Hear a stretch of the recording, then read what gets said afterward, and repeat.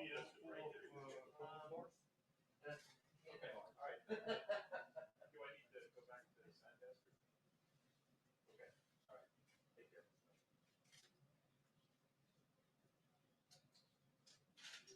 Which one was that? Oh, what does he want?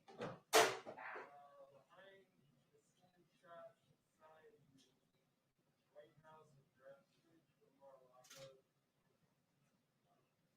Like a good president. You can see his ass. Hello. Yeah, I think they just scanned it to our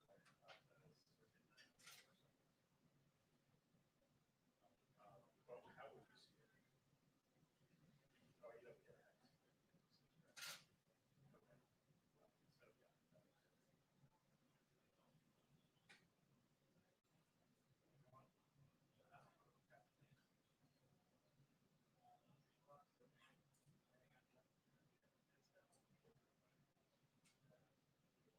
Yeah, we're in the we're ready for us, Mike and I. Yeah, sure. Talk to you later. Oh, I will. The rally starts at 9 p.m. Yeah, an hour late.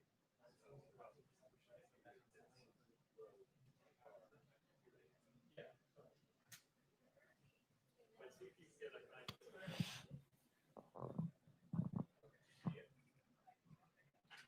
Hey, I'm gonna do audio checks. 1, 2, 1, 2. You guys okay back there? 1, 2, 3, 4, 5, 6, 7, 8, 9, 10. Got me. Okay. You right back there, Ed, or is anyone? You okay? 1, 2, 1, 2. I know. Okay. Thanks. You all right? Do you need to focus or something? You good?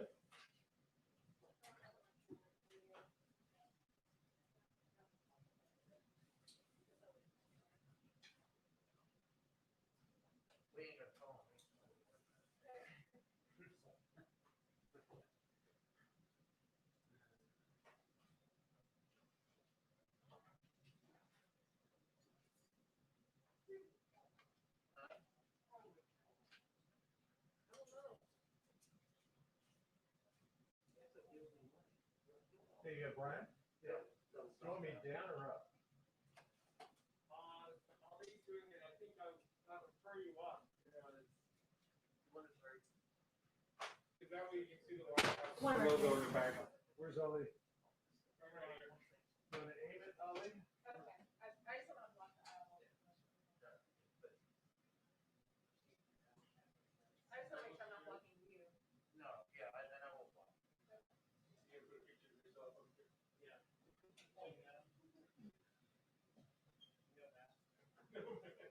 sure about right? No. You never know.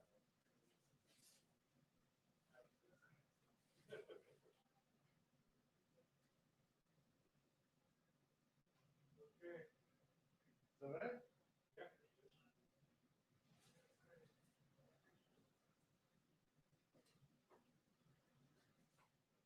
You need a focus handle? Yes, please.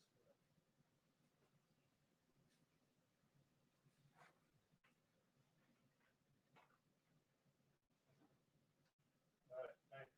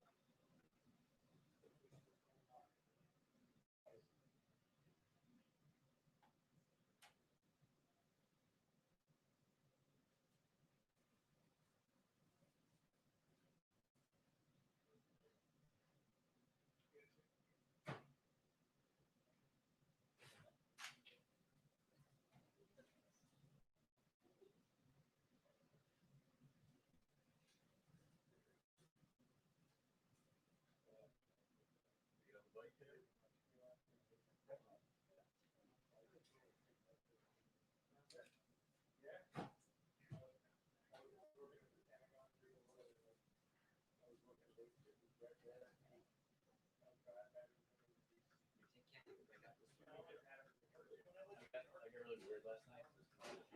Yeah, and I saw two little headlights come behind me, and I'm like, "Why are you coming out?"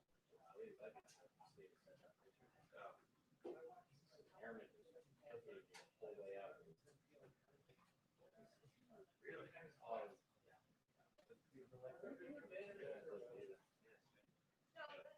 Oh, mail online. that's it done. Yeah, yeah, yeah. Last night was actually quick. There was no one.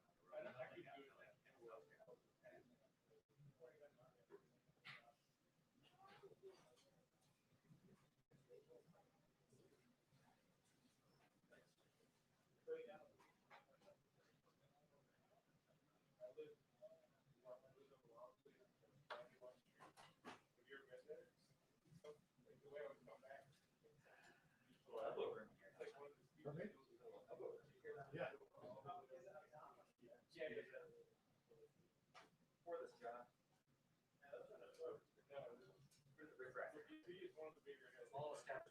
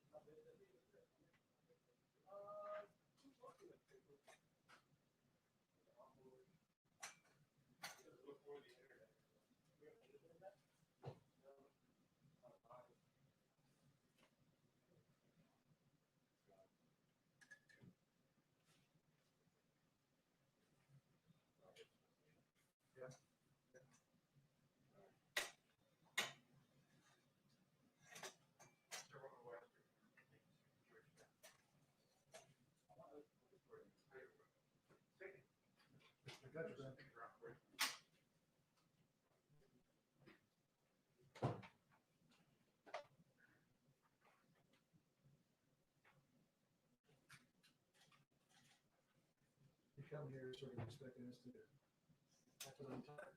Every time I do that. What was it, Scotty said, fool me once, shame on me. You know, Fool me twice, won't get fooled again. such a good habit.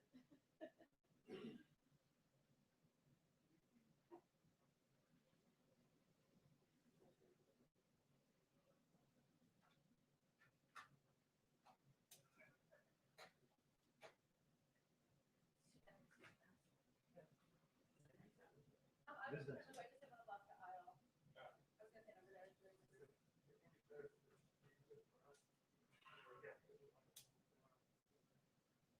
Yeah, yeah. She was just standing over there till she started, but she Because didn't there's block people the walking aisle. through the aisle. Yeah. Okay, thank you. I'll see her every time. Don't want to be in your way. Thank Yeah, you. I will move my car. Appreciate it. Am I in your way? So I Get the feel what? like questions are together. Yeah, well. I was thinking, he's not gonna take it either. It's like, man. I deal with it.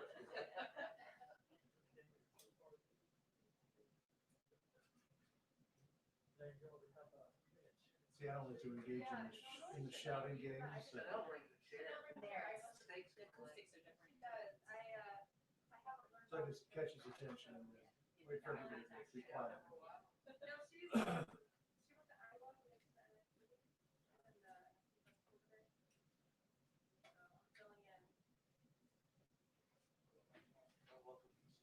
Thanks.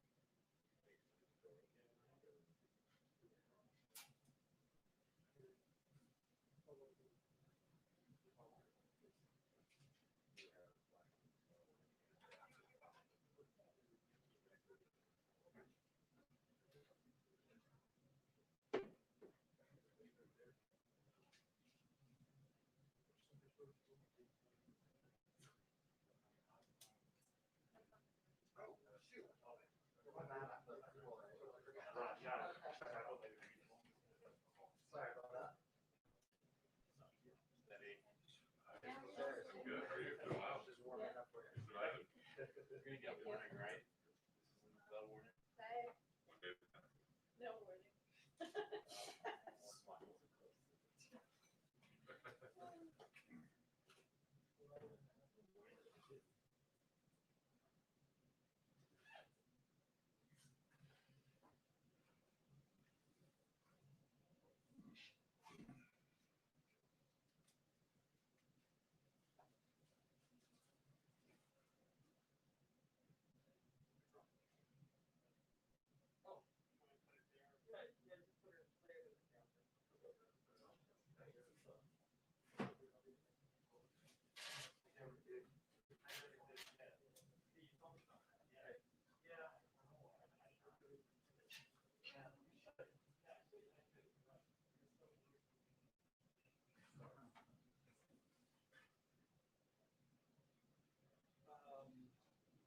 Yeah, yeah.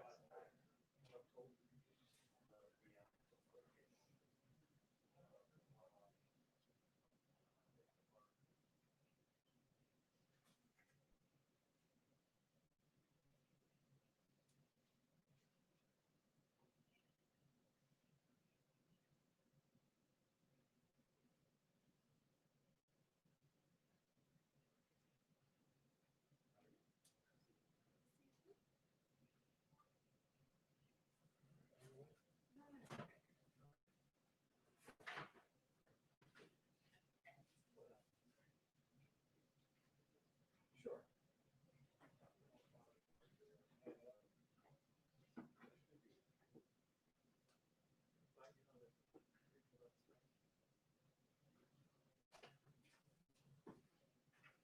It's definitely not gonna be,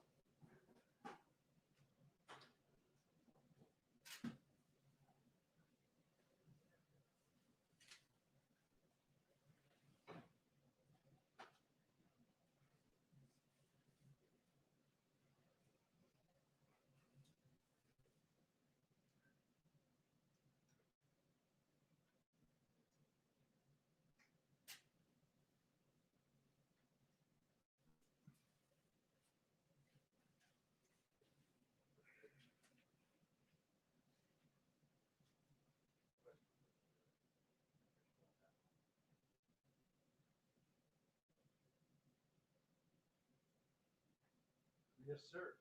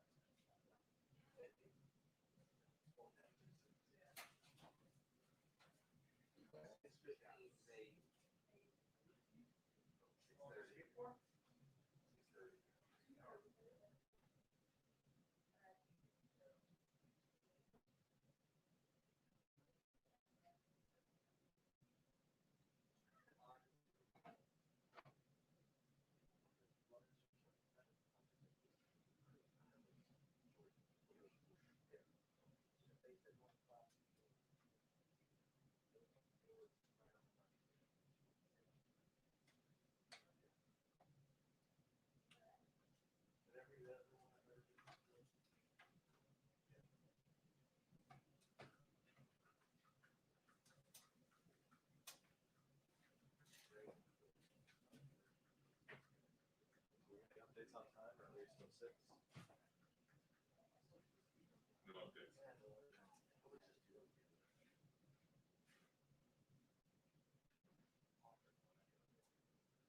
That one day that it was supposed to be at 6, and then he said, it's 5:45. I still got everybody. I think we might need to interrupt Joe. Sure. But did it really start at 5:55 that day? It's the start of the season, right? On Monday, it was like. It was actually. That was the day you went to- But it keeps summer time, yeah.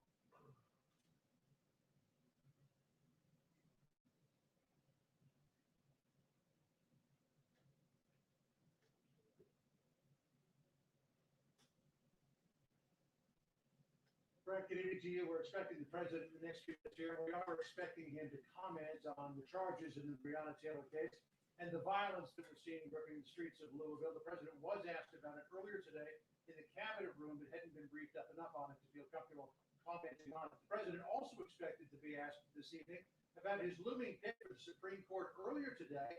The president pointing to his favorite boogeyman, mail-in voting, as a reason to quickly return the Supreme Court to its full strength.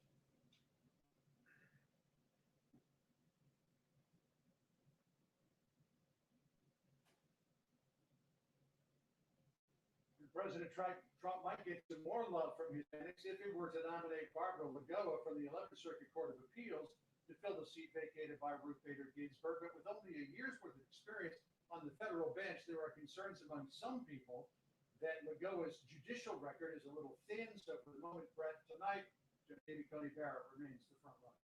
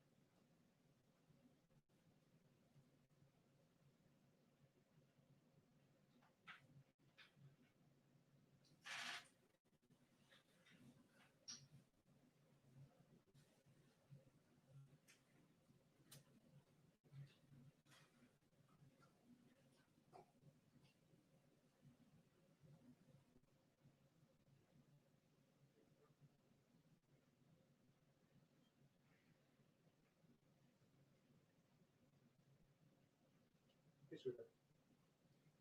Yep.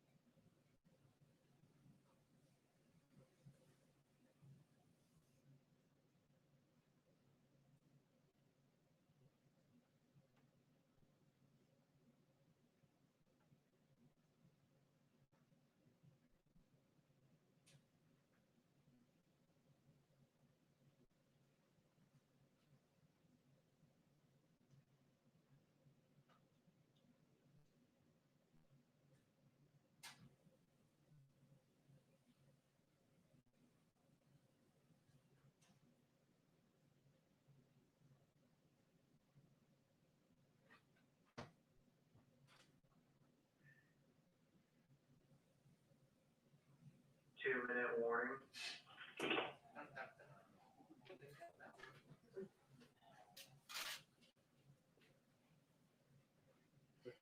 Okay, I've got to go to the president. I mean, all I needed to do was walk in. Wait for you.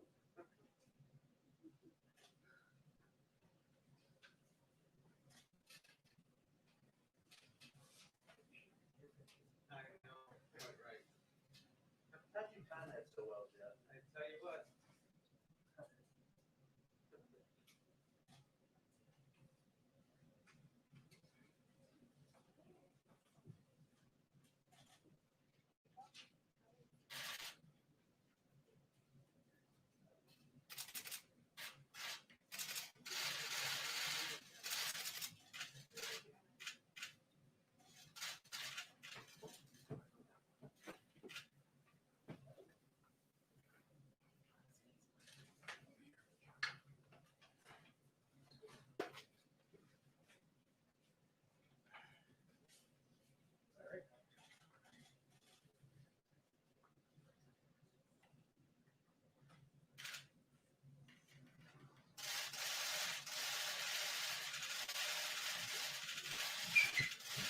Hello, thank you very much. Thank you. Today, Johnson & Johnson announced that their vaccine candidate has reached the final stage of clinical trials. This is record time. This is the fourth vaccine candidate in the United States to reach the final stage of trials. So we have 4 candidates already at a very late date, late being a very positive word in this case. Earlier this year, Johnson & Johnson anticipated that they would reach phase 1 trials by September, but due to our support under Operation Warp Speed and to some of the incredible scientists involved, they've reached phase 3 trials by September, far ahead of schedule. We encourage Americans to enroll in the vaccine trial. It's not only interesting, it'll be a terrific thing for our country. We encourage everybody to enroll, as many people as we can. Today, my administration announced that we are awarding $200 million of CARES Act funding to all 50 states to prepare to distribute the vaccine to high-risk residents. And we want to do that the instant it is approved, not the following day, but the following moment. And so we're going to be doing that, and we'll be distributing, getting it ready, because we have some great vaccines going to be coming out through Operation Warp Speed. We also continue to accelerate life-saving therapies. We're seeing promising results that are monoclonal antibody treatments, which help the immune system fight the virus and help very significantly, we're finding, can reduce hospitalizations now by more than 70%. By cutting red tape and unleashing America's medical genius, we've reduced the fatality rate 85% since April.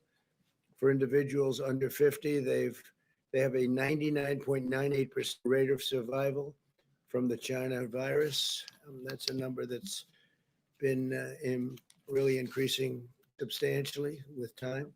As children go back to school, we're encouraged that early research shows only a small degree of spread. Brown University conducted a study of more than 550 schools across 46 states.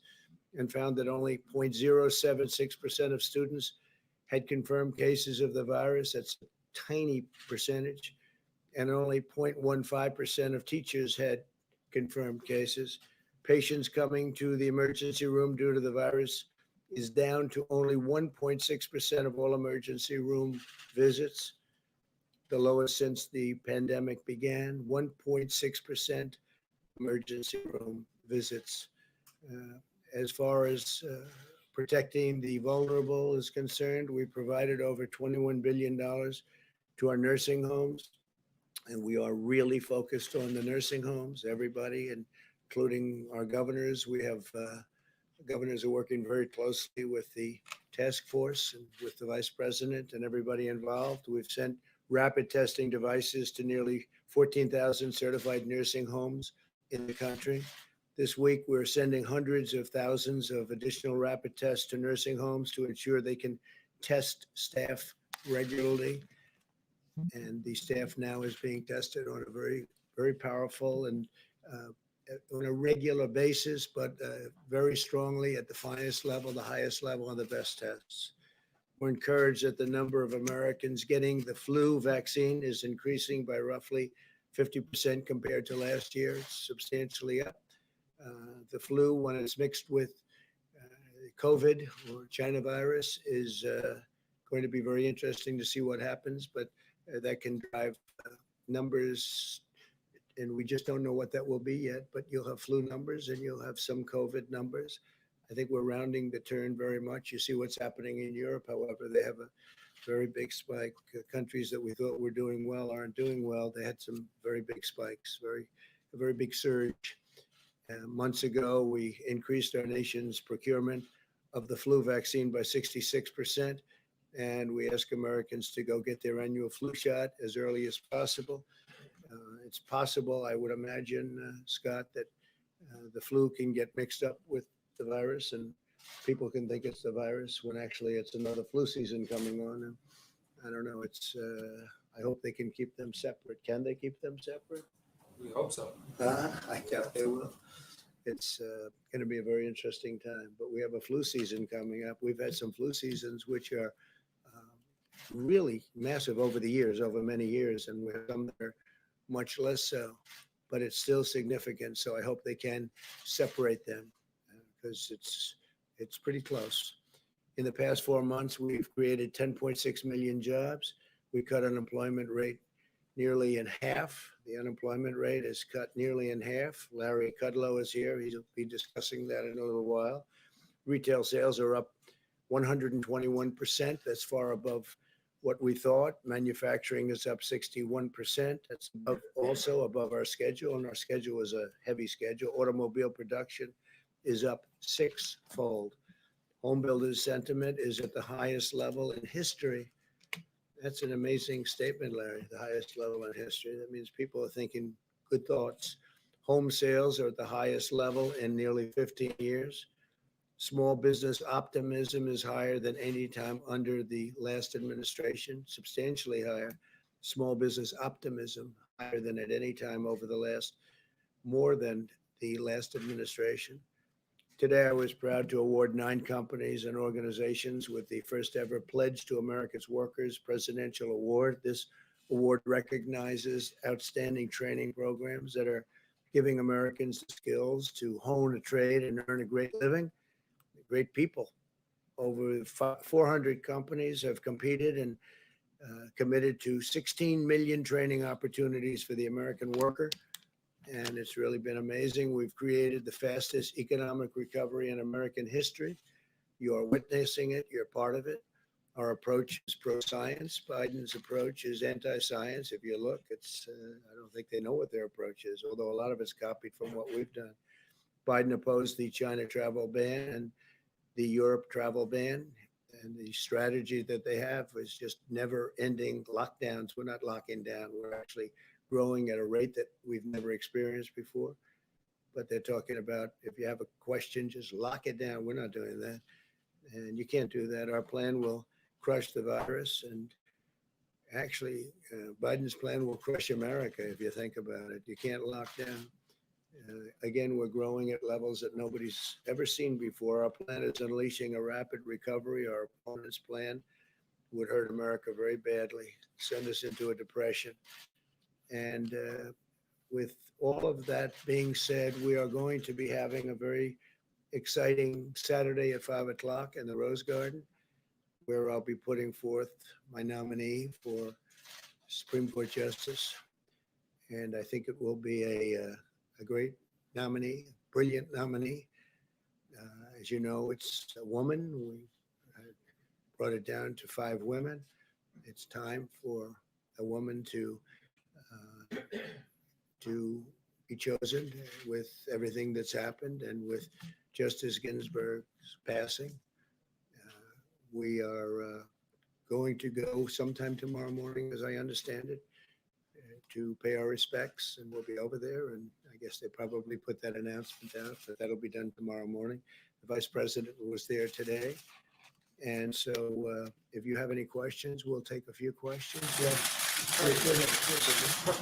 Right here, Mr. President, real quickly, win, lose, or draw in this election, will you commit here today for a peaceful transferal of power after the election? And there has been rioting in Louisville, there's been rioting in many cities across this country, red and your so-called red and blue states. Will you commit to making sure that there is a peaceful transferal of power after the election? Well, we're going to have to see what happens. You know that I've been complaining very strongly about the ballots, and the ballots are a disaster. And But people are rioting. Do you commit to making sure that there's a peaceful transferal of we power? want to get rid of the ballots, and we'll have a very peaceful. There won't be a transfer, frankly. There'll be a continuation. The ballots are out of control. You know it. And you know who knows it better than anybody else? The Democrats know it better than anybody else. Go ahead. Mr. President, the second question is, will you? Please go ahead. Why won't You asked the question. Why won't you? Mr. President, Why won't do you you go plan after the to Russians? meet Say it. Mr. President, do you plan to meet with Barbara Lagoa at the White House? I cannot hear you through your mess. I'm sorry. Do you plan to meet with Barbara Lagoa in Washington? And is she still on your short list? She is on my list. I don't have a meeting planned, but she is on my list. Do you have But I don't really talk about the meetings planned. I speak to people, I talk to people, but I don't have a meeting planned. No. Do you have a response to the governor of Missouri testing positive for coronavirus? I didn't know that. No. Yeah. Okay. Yeah, Joe. Mr. President, we asked you earlier today about the Breonna Taylor case. Yes. Could you comment now? I assume you've been briefed on the charges in the Well, I Breonna thought Taylor it was case. really brilliant. Kentucky Attorney General Daniel Cameron is doing a fantastic job. I think he's a star. And he made a statement that I'll just read. Justice is not often easy. It does not fit the mold of public opinion, and it does not conform to shifting standards. It answers only to the facts and to the law. If we simply act on emotion or outrage, there's no justice. Mob justice is not justice. Justice sought by violence is not justice. It just becomes revenge. I mean, I said that. Let's write that down for me, please, because I think it was a terrific statement. He's handling it very well. You know who he is. Right? I think you know. I think everyone now knows who he is. I will be speaking to the governor, and we have a call scheduled to make very shortly with the governor. I understand he's called up the National Guard, which is a good thing. I think it's a very positive thing. And it'll all work out. Can I just follow on the Supreme Court nominee? It's highly unlikely that any Democrats will vote for your nominee. When it comes to a vote in the Well, Senate. we don't know. Given the Good. given the posture. Pretty good candidate. I think that's a pretty safe assumption. But on that point, would you want to nominate someone who in their confirmation to the appellate court received broad bipartisan support, or would you be more inclined to put forward somebody whose confirmation fell along party lines? I can't tell you what's going to happen with the Democrats. I can say this, the person that I will be putting up, and I won't say that I've even chosen that person yet. I could say any one of the 5. They're outstanding women. But the person I'll be putting up is highly qualified, totally brilliant. top of the line academic student, the highest credentials. All of them have that, but the highest credentials. And you'll see on Saturday who that is. I can't imagine why a Democrat wouldn't vote for this person. But you may be right. Mr. President. I bet on you. Mr. President. Probably bet on you. Yeah, please, go ahead. Thank you very much. No, not you. Right. Thank you, Mr. President. Prince Harry and Meghan Markle chimed in on the U.S. election and essentially encouraged people to vote for Joe Biden. I want to get your reaction to that. I'm not a fan of hers. And I would say this, and she probably has heard that, but I wish a lot of luck to Harry, because he's going to need it.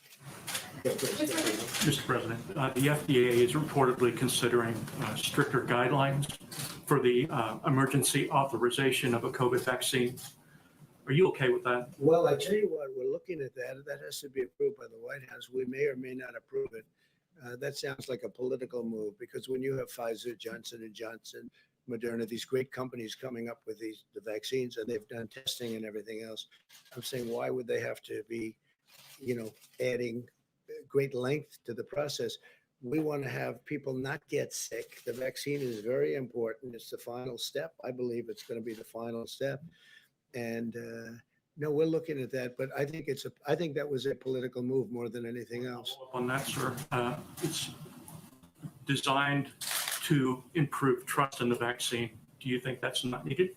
Well, I have tremendous trust in these massive companies that are so brilliantly organized in terms of what they've been doing with the tests. I mean, I don't know that a government as big as we are could do tests like this. We've made it possible for them to do the tests in rapid fashion.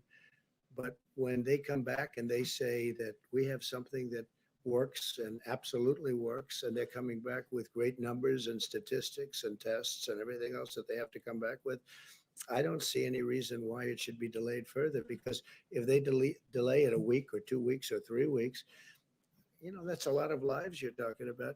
Scott, would you agree with that, or how do you feel about that?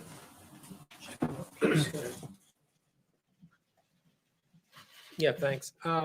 Yeah, I mean, there is no, I think that people don't understand what's going on with Operation Warp Speed. It's unprecedented what's happened here. A typical vaccine takes roughly 4 years or so. And now we're going to have a vaccine highly likely in far less than 1 year, but without cutting any safety corners, because the president has done things concomitant to the development of the vaccine. That is the manufacturing, the logistics, everything is being done at the same time, and that's never been done before. But there is zero cutting of safety concerns. There should be no hesitation about the safety. You shouldn't be punished by doing something faster than other people could have done or thought. It's the opposite. We have a pandemic. The urgency is the pandemic, not politics. Are you It sounded to me, it sounded extremely political. Why would they do this when we come back with these great results? And I think you will have those great results. Why would we be delaying it? But we're going to look at it. We're going to take a look at it, and ultimately the White House has to approve it. And maybe we will, and we won't, but we'll be taking a look. I have to leave for an emergency phone call. I'm going to let Scott and Larry finish that. Larry's going to talk about. So I'll be back. I will see you tomorrow. Mr. President, just one more question on Breonna Taylor. We're at a time right now where Americans feel like we are on this carousel. Mr. President, just one more question if I can on Breonna Taylor. People are protesting in the streets. What is your message to them? People feel like we're on this carousel where another Black life is being taken. So here we have Dr. Scott Atlas and Larry Kudlow. I encourage you all to be respectful and show a little bit of decorum here as they take your questions. Dr. Atlas? Yes, go ahead. Can you clarify for us your views on the impact of the virus spreading in the community? It's reporting that maybe you favor or have talked about or looked at some sort of herd immunity strategy. You said to Fox in July that when younger, healthier people get the disease, they don't have a problem with the disease. In other words, groups getting the infection is not a problem. In fact, it's a positive. Can you say what you meant by that? Is that Sure. to indicate that? Oh, sure. Spreading sort of among younger folks who are less susceptible? No, I think I've answered this multiple times, but I have never advocated a herd immunity strategy. There's never been a desire to have cases spread through the community. That's a false story. I've denied that multiple times, and I just don't, that false story doesn't seem to die, but that's the fact. And the description of immunity coming when people get an infection is not something I'm inventing. But that has never been a policy that I have advocated. There has never been a policy recommendation to pursue that to the president, and that is not the president's policy. 60,000 cases yesterday. Do you have any sense, or does the task force have any sense of what is driving that? That's the highest level in 6 weeks. Why are we still seeing cases at this level? Yeah, well, I mean, there are several things to look at, but the case metric is not the most important metric. The most important metric are the following. Hospitalizations per day are coming down. Deaths per day are coming down. Number of people in the hospital is 47% lower than it was since its peak. The number of people sick with COVID illness coming to the emergency room is 1.6%, as the president said, the lowest number since the pandemic began. All of these trends are positive. The cases per se are defined by tests. If I tested 1 million people, I would see more cases. The only thing that counts are the problems with the cases. So when we see that hospitalizations per day are coming down, people are not dying as much. These are all very positive trends, and that's exactly what we want to see. So Go ahead. Dr. Atlas? Yeah. Dr. Atlas, is there any bad blood between you and Dr. Deborah Birx? No, I saw the story, and really a super journalism story. Dr. Brooks speaks for herself, but that's a completely false story, and she denied it today. So it's completely false. It's been 7 weeks since we heard from her. When do you expect a vaccine? Yeah, so this is a very important question. The vaccine is proceeding at an extremely rapid pace, as we know. Everything's being done simultaneously so that the logistics and the technology in place to deliver it is ready to go, as everyone knows. And it depends on the data, okay? The data is being monitored by an external group of experts called the Data Safety Monitoring Board. And when we have enough cases when they see enough cases that have shown a statistically significant difference, they will tell the company, and then the company will say, look at it and say, yes, we have it, and we think that has a good chance of happening in October. It's kind of just a quick follow. You did say that last week in this room, pretty much the same thing, but you said it could be the truth. Yeah, well, I understand, but I want to clear it up because you said it could be as late as January, it could be after the election, that there's no clear-cut time, and that's what I want to make sure that you're saying. This is the current thinking that I have been told. I'm not in charge of the vaccine development. I'm relaying information. And what I've been told is exactly what I said. And there will be 100 million plus doses available by the end of this year. It is highly likely we will have a vaccine before the end of the year. And it is also likely that we will say the data is good, we have the vaccine, and then it will be submitted, of course, for approval and authorization sometime in October, but it depends on the data. No one can really say with certainty when it's coming. That's just impossible. I don't see the data until the data happens. Dr. Redfield today said that more than 90% of the population remains susceptible to coronavirus. Do you agree with that? Yeah, I think that Dr. Redfield misstated something there. And last time, and I'm going to answer your question if you let me finish. The data on susceptible that he was talking about was his surveillance data that showed that roughly 9% of the country has antibodies. But when you look at the CDC data state by state, much of that data is old. Some of it goes back to March or April before many of these states had the cases. That's point number one. Point number two is that the immunity to the infection is not solely determined by the percent of people who have antibodies. If you look at the research, and there's been about 24 papers at least on the immunity from T cells, that's different type of immunity than antibodies. And without being boring, the reality is that according to the papers from Sweden, Singapore, and elsewhere, there is cross immunity, highly likely from other infections. And there is also T cell immunity. And the combination of those makes the antibodies a small fraction of the people that have immunity. So the answer is no, it is not 90% of people that are susceptible to the infection. So I guess my question is I'm not a doctor, I defer to your expertise on this and to his, but so Americans hear one thing from the CDC director and another thing from you. Who are we to believe? You're supposed to believe the science, and I'm telling you the science. So he's not telling us science. I'm telling you the science, and that's the answer. And if you want to look up all the data, you're free to. You can also talk to the following epidemiologists. I guess why is he still going out before Congress and speaking if you say he's misstated today and the president said he misstated last time? Americans are looking for the best information right now. Yeah, and I'm giving you the best information, and it's confirmed by people like Martin Koldorf, who's a Harvard epidemiologist at Harvard Medical School. Let me finish, please. Dave Bhattacharya and John Ioannidis, both epidemiologists at Stanford. Professor Gupta, University of Oxford. These are people who know the latest data on the immunology and what's happening, and I just recited to you. I'm gonna give Scott a little time off. I'm just gonna give Scott a little time off. I want to reinforce some of the things that President Trump said about the economy, because that's very much a key part of the story. We got some new numbers out late last week and this week, and I wanted to underscore that. If we can get the charts back up, I want to show you some more examples of the D-shaped recovery.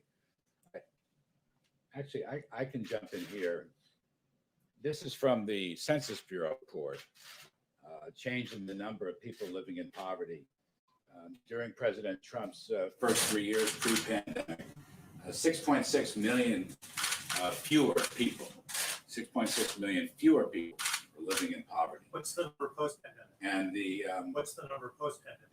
well, we'll have to wait and see on that. We're just More beginning. accurate. Would that be more accurate? Let me go to the under the Obama years. 787,000 people moved into poverty. So that's a problem. And we have the second chart. Isn't that an old chart? Yeah. No, this is a brand new. This stuff just came out late last But what do week. you want to add what's happening right now? If I may, okay. I just like accurate information. This is the accurate information. Doesn't it say it's not 2019, Larry? This is from the Census Bureau, 2020, it's like and it right just now. came back. Well, Yeah. let me just go back into this. 3 years in the President Trump's presidency, under his policies, real family income, this is probably the best measure of living standards there is. Real median household income grew by over $6,000. That is 5 times the rate of the 8 years of the Obama administration.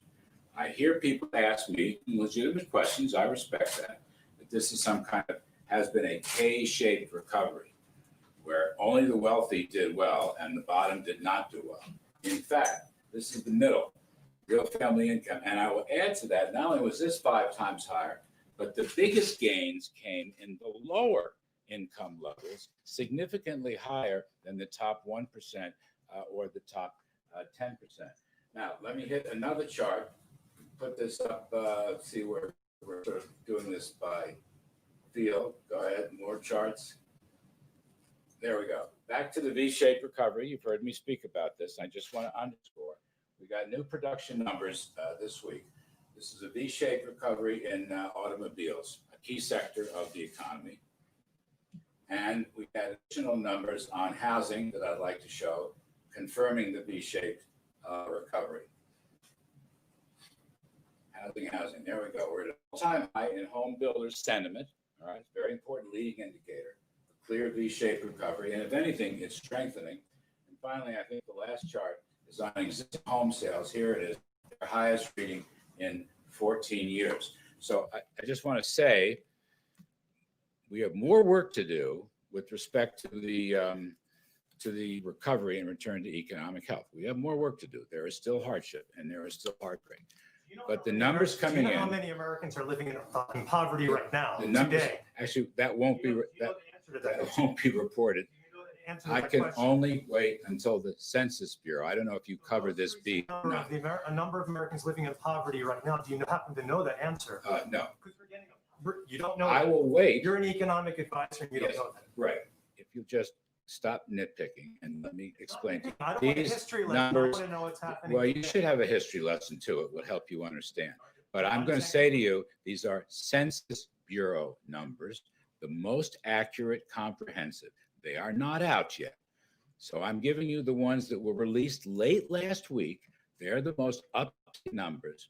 And under the president's policies of lower taxes and regulations and energy independence and better trade deals, we've had a phenomenal increase in living standards, 5 times what the prior administration had for 8 years. And we're proud of that. And this is a topic that will come up again and again. Second point I want to make is while living standards went up, poverty went down and inequality went down. So the notion that under President Trump, only the top end benefit is simply not true. These are facts from the Census Bureau, and they are backed up by many other facts that we've talked about, as I've discussed with those of you. And then finally, the V-shaped recovery. We've got more work to do on unemployment and employment, no question about that. I think this is a self-sustaining recovery, as I've said. We would welcome some additional assistance in targeted areas, particularly getting back to school and working on COVID-related safety precautions and health precautions. We'd love to see an extension of the small business loans, the PPP program. But the recovery itself continues to move ahead nicely. We're in the right direction. And this is no time to change policies. Yes, ma'am. Go ahead, Could please. you comment on a pending stock deal that's going to be taking place in IPO in the Hong Kong Stock Exchange's Ant Technology Group? They could raise as much as $40 billion, potentially the largest IPO in history. There have been a lot of national security concerns, a lot of human rights concerns about the technology used potentially to suppress the Uyghur people. What is the administration's position on the Ant Technology Group IPO? I'm going to reserve comment on the deal itself, but I will add to your question. We are examining all these deals and publicly held companies, China-based companies, that may list on our exchanges. We are examining them with respect to transparency, possible fraudulent accounting. This comes from a financial working group report. And we've given them 1 year to shape up and get their books in order, including their backdrop books, their supporting papers, to prove to the Public Accounting Board and the SEC that they are safe for American investors. I withhold comment on that particular deal. Yes, yes. Today in California, the governor issued an executive order designed to move the state to the point where there will be no gas-powered vehicles sold by 2035. What do you make of this move that's taking place in California? Do you expect it to spread around the country? What are the economic ramifications? I don't expect it to spread. With respect to Governor Newsom, whom I know, it just seems like a very extreme position. I don't know how you get there. I'll have a look at the proposal if there's more detail, meat on the bones. I don't see this happening elsewhere. I don't think we should be taking any steps to get rid of fossil fuels, for example. And by the way, there should be consumer choice for all automobiles, and that includes electric automobiles. But I'd have to look at the governor's proposal. It just sounds very extreme to me. I don't know how you do it. Yes. Larry, do you think that the fight now over the Supreme Court nominee is going to have a major impact on the possibility to get PPP extended? And what impact will that have on the economy if, for example, aid for airlines does not get extended in October? You know, it doesn't have to interfere. I mean, you can walk and chew gum at the same time. They operate on different lanes legislatively. So I guess that's my take. We would like very much to help the airlines. We've told them that. You can't run a healthy economy without the airline channel. And we'll see what has to be done there with respect to possible legislation or even possibly with respect to executive administrative action. We will take a look on that. Again, you've heard me say, I don't think this recovery right now is dependent on an additional assistance package, but there are a number of targeted areas in that package, including airlines, most particularly small business loans and getting back to school, that I think would be a big help. And I just don't see if you can have agreement on 4, 5, or 6 measures, which is what's been happening, even though you don't get the whole deal, why not do it? It'll help Americans move ahead in terms of the recovery. Last one. Do you think that we need another broad stimulus package, or do you think? Do I think there's what? Do you think the U.S. needs another broad stimulus package, or do you favor sort of a la carte type measures like on airlines, for instance? Yeah, I think I would say to you, sensible, targeted measures might be very helpful. I don't think we need another gigantic multi-trillion-dollar package. And as I say, you know, the latest numbers coming in are looking very good. The V-shaped recovery. I mean, The Atlanta Fed GDP Now model is showing over 30% growth in the third quarter. The blue chip forecasters are well over 20%. Our view has been 20% plus. We'll see. We'll get that number in due course. I'm just saying, let's be smart about some of these assistance measures. Thank you very much. I appreciate it very much. Haley, has the president spoken to the family of Breonna Taylor? Is that a yes?